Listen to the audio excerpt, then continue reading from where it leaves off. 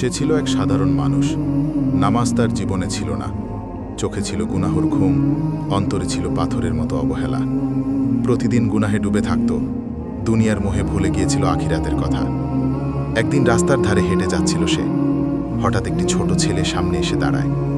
নিষ্পাপ চোখে জিজ্ঞেস করে, চাচা, আপনি কি জানেন জান্নাত কেমন জায়গা?